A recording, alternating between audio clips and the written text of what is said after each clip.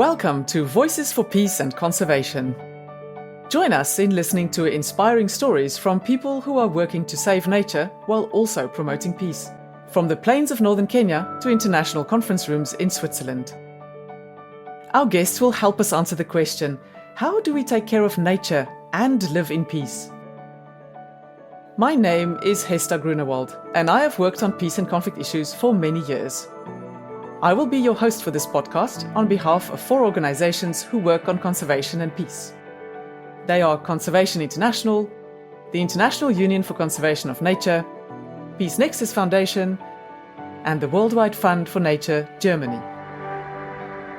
Our collective experience has convinced us that we need to work together much more closely as peacebuilding and conservation practitioners. Whether we are researchers, policymakers, or activists, we all have a part to play. But how do we do this? And what lessons can we learn from each other's work? Over the course of the coming episodes, we'll be exploring these questions with our guests. For more information, have a look at the podcast description notes. Voices for Peace and Conservation is produced by Impact with Joy. And now, enjoy the podcast.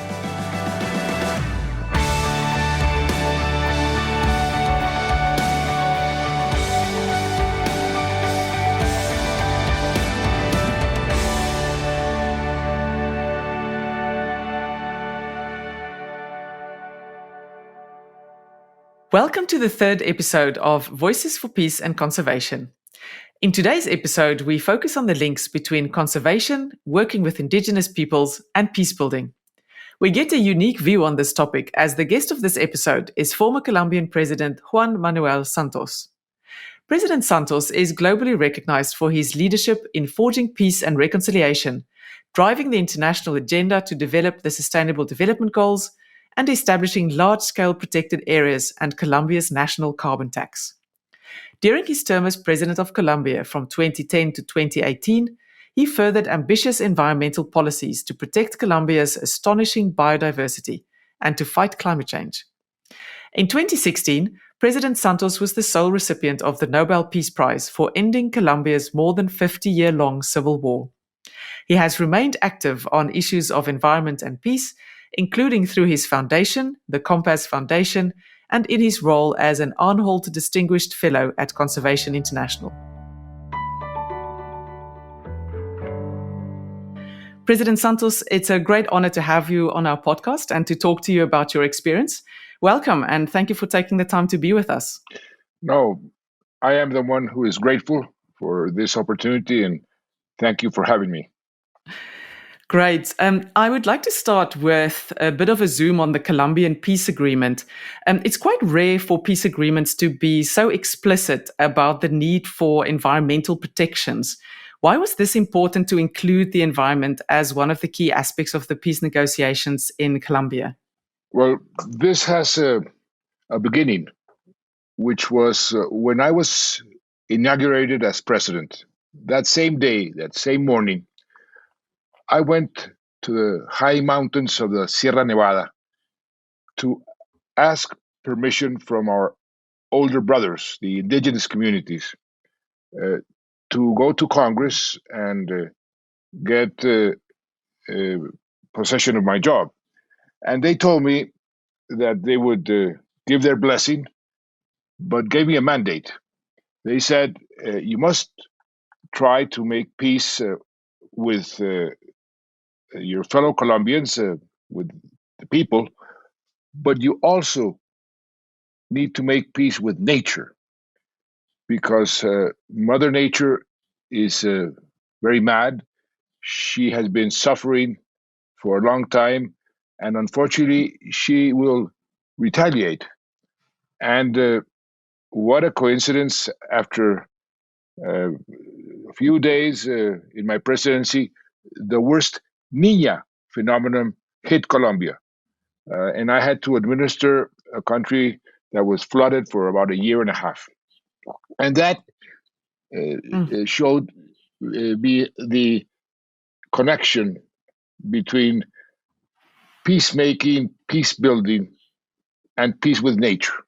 So you cannot separate both. And something very important, the consequences of not taking care of nature have uh, consequences in the peace process, in peace in Colombia and the world.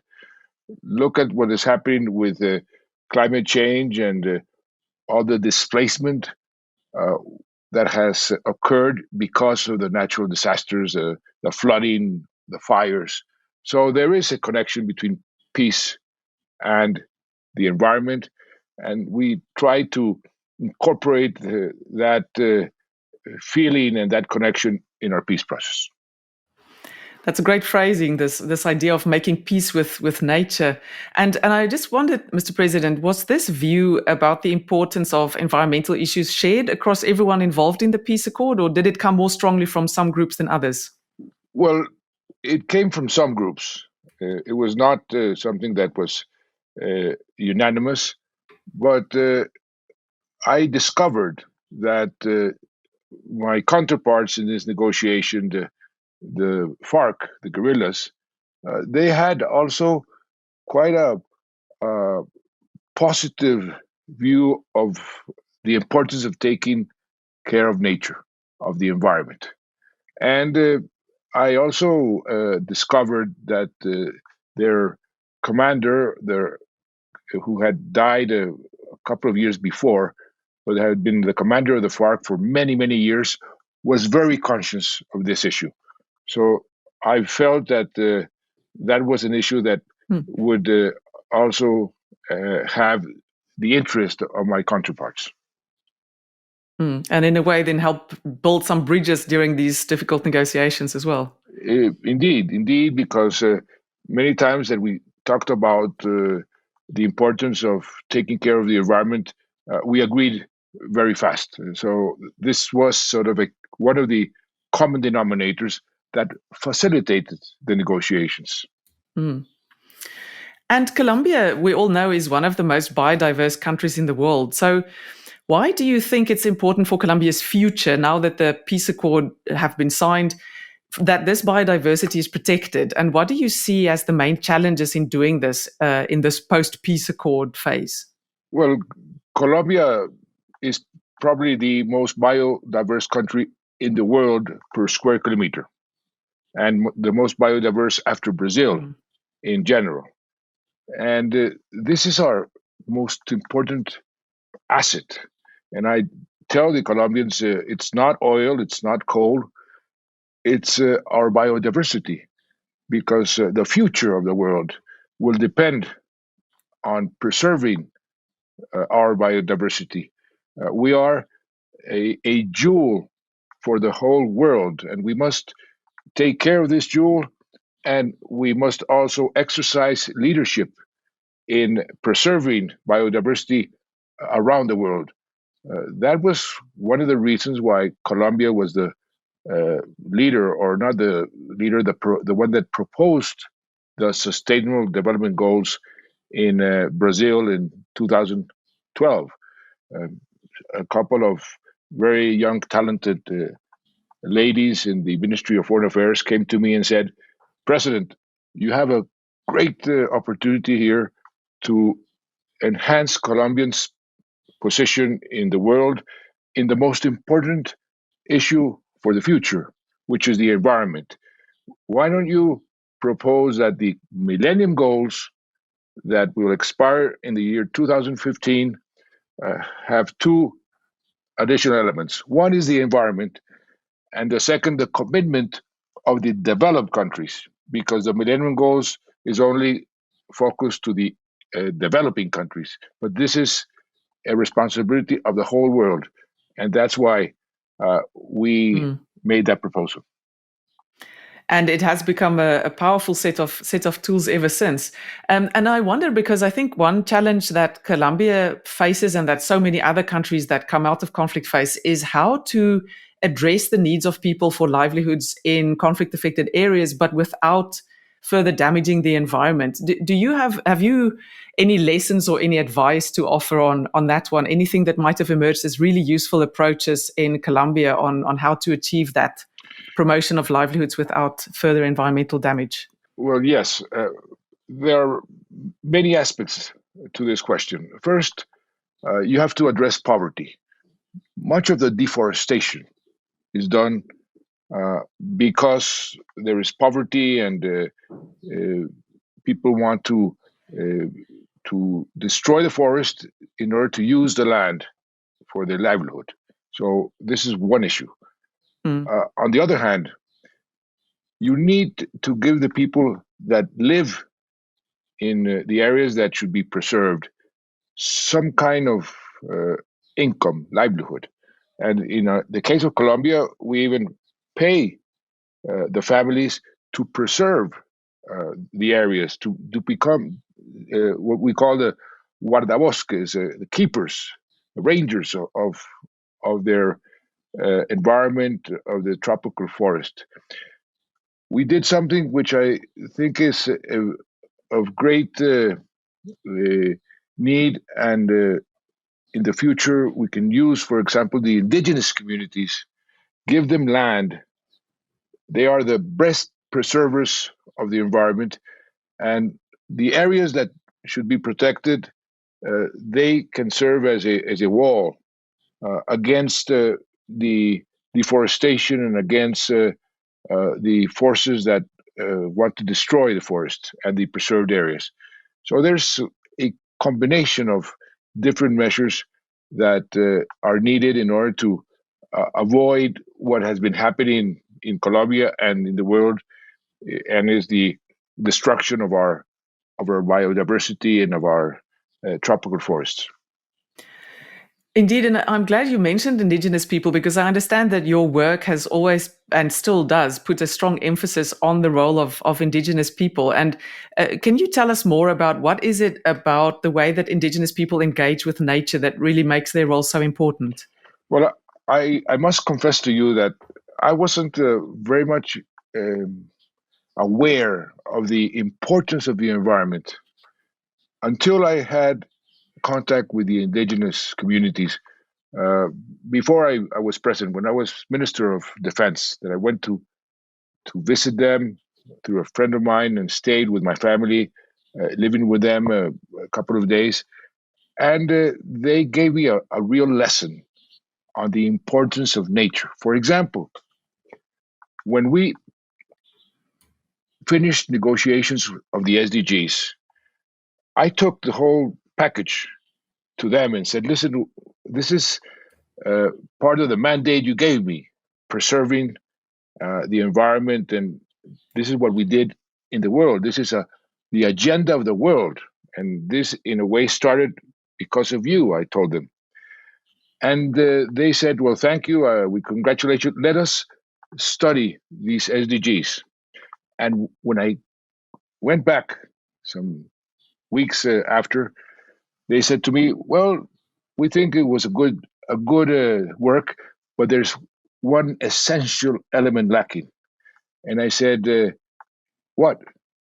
And they said, "The spiritual content. You need to feel that the rivers have life, that the trees have life.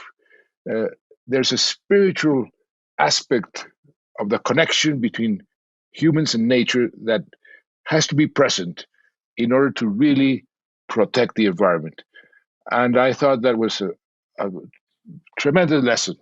And so I've been learning from them ever since. And I've been using them. For example, when we uh, enlarge probably the richest park in the whole world, the park of Chiribiquete in the Amazon jungle.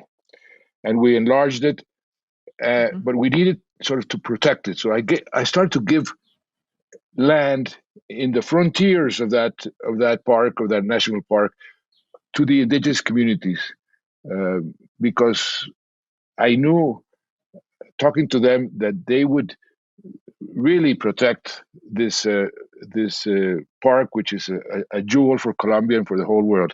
And so uh, they are the most interested in uh, the whole challenge that the world has in preserving the environment, because they know that what we're doing is destroying ourselves if we are not more aggressive in protecting our environment and fighting climate change.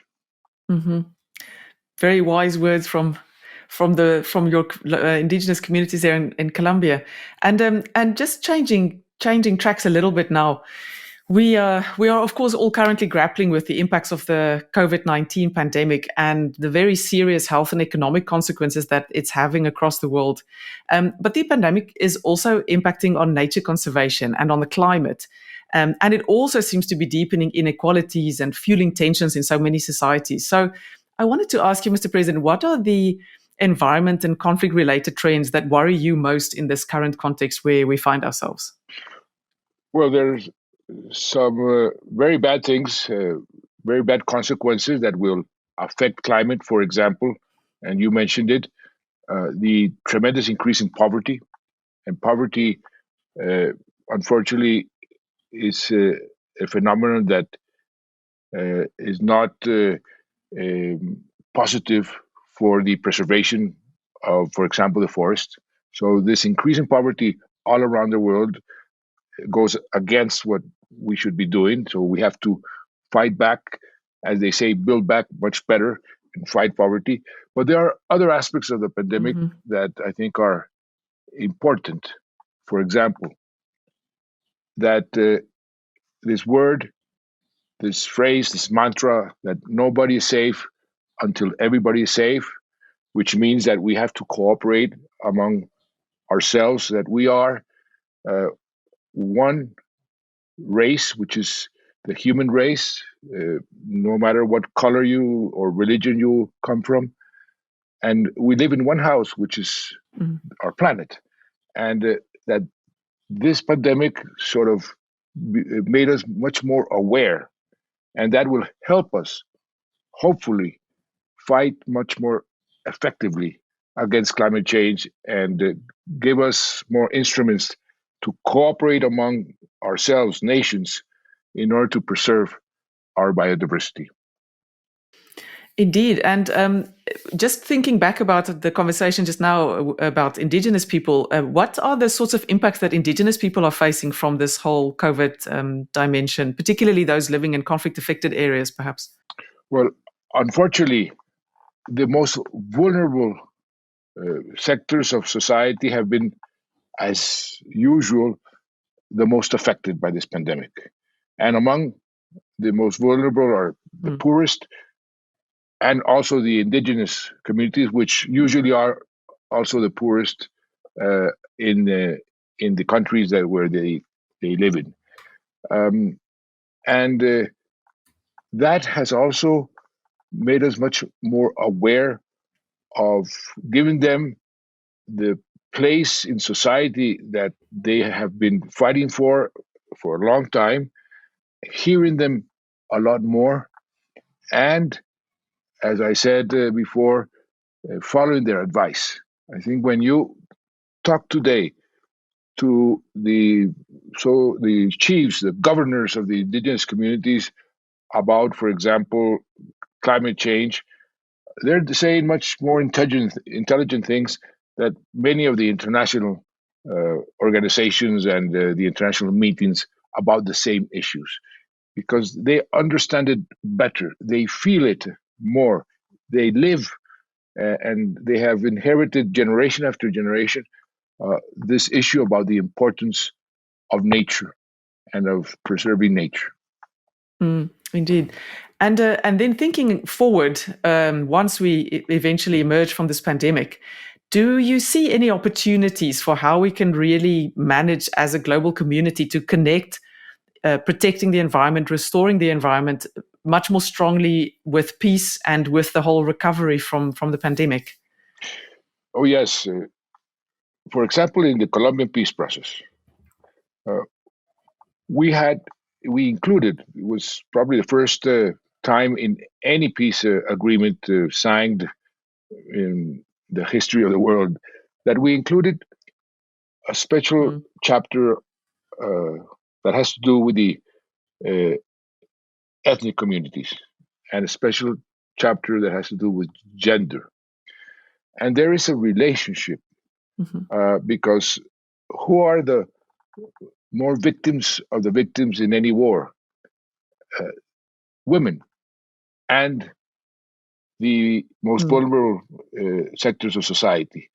So if you want to have not only peace but also reconciliation, if you want to, because there are two phases to peace. One is peacemaking, which is signing the agreements and stop fighting. But the other one, which is more important, is the construction of peace, reconciliation. And in this process of reconciliation, reconciliation among the people who are fighting, but also reconciliation with nature is extremely important. So I think this is a model that will be very useful for future peace processes when they are necessary, and having these elements always present. Uh, who are the victims? How can we help the victims? How can we heal the wounds of the violence and the war? And how can we reconciliate better? Then you have these elements, and that will be very useful for the future. Mm, absolutely. And of course, you are now working, you're involved in so many different things in so many different spaces. So I wanted to ask you this question, President Santos: where should we all put our energy and our time and our money to really take forward and build political will for action on both climate, environment, and peace? Really take forward this whole agenda that you've been describing. I will tell you an anecdote which was very moving, very moving for me, and it describes the marvelous change that you can do that combines peace and the environment. When I became Minister of Defense back in the year 2006, there was a, a region of Colombia called the Paramo. This is I think it's the same word in English. Some very um, special ecosystems that only exist in the South American Andes, and 50% of these paramos uh, are in Colombia. And why are they so important? Because they are fabrics of water. 70% of the water in Colombia, or the rivers in Colombia, come from these paramos. We have 37 around the country. And what we did was to delimit them and protect them from mining, from even agriculture, because these are ecosystems that are very special, and especially as providers of water. Well, back in the year 2006, there was a special paramo near Bogota that was used by the guerrillas as a way to come to the capital. And so I built a battalion, a high mounted battalion was called, in the Paramo, and to stop the guerrillas from coming into the capital. Many years later, when I was president, and I made this very aggressive environmental policy, I went back to this Paramo precisely to set the limits of it in order to protect it. And the commander of this battalion came to me, and he knew that I had been the creator of the battalion many years back, more than 10 years back. And he said, President Santos, here I present myself. I have my soldiers, instead of killing guerrillas, I have them replanting frailejones. Frailejones is a special plant, very special plant that only grows in the Paramos. That is probably the most important plant for the production of water. And I was so moved that and he told me, instead of killing guerrillas, we are replanting or also reconstructing the ecosystem that is so rich. So this is something that I use as an example of how we can uh, fight climate change and at the same time fight violence and try to seek peace. Peace and the environment have to go together. Um, if there's no good environment, there will be no peace. And if there's no peace, it's going to be much more difficult to preserve the environment.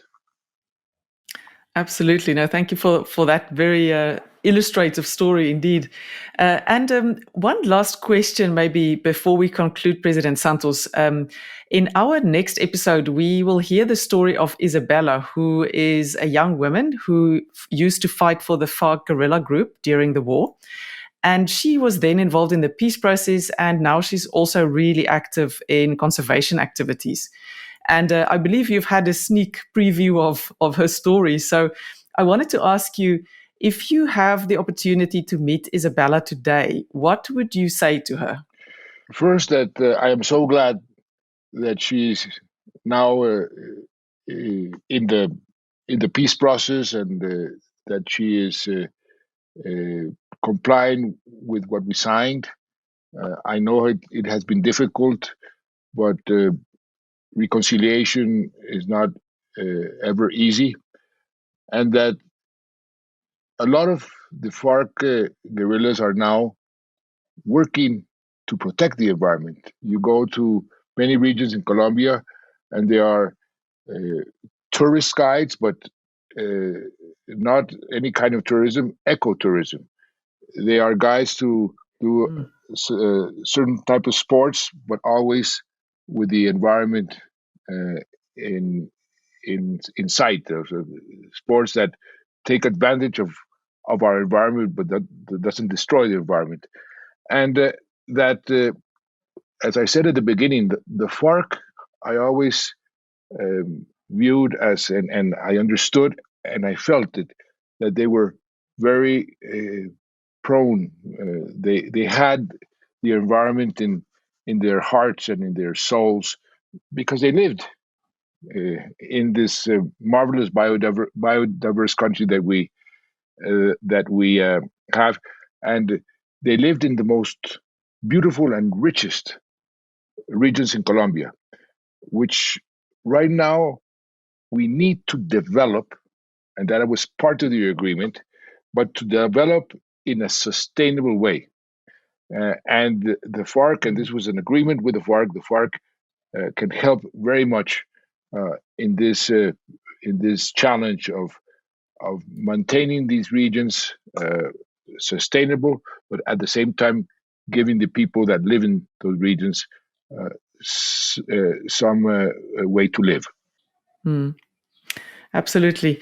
Well, President, thank you so much for sharing your insights with us. And I think the Colombia case shows that it's really possible to put nature conservation front and center in a peace process. And not only is it possible, but it's actually imperative, even when the conflicts may seem very intractable.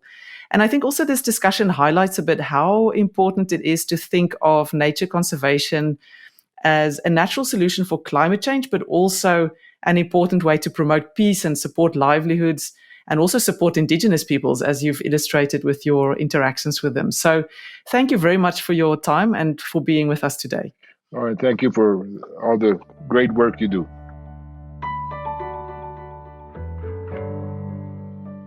This episode was provided by Conservation International and WWF. President Santos also set up the Compass Foundation in line with his commitment to use the resources from his 2016 Nobel Peace Prize to help the victims of the war and to contribute to peacebuilding and reconciliation in Colombia.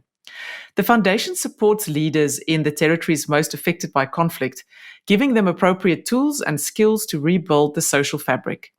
It also promotes sustainable development, recognizing that economic well-being and a healthy environment are important elements of durable peace. For more information about their work, go to the Foundation's website at fundacioncompaz.org. It has a Spanish and an English version.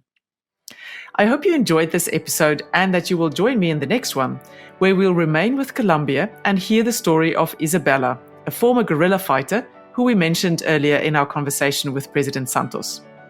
Isabella will tell us about her work to support peace, as well as saving endangered animals, regulating water pollution, and preventing logging in this post-peace agreement phase in Colombia.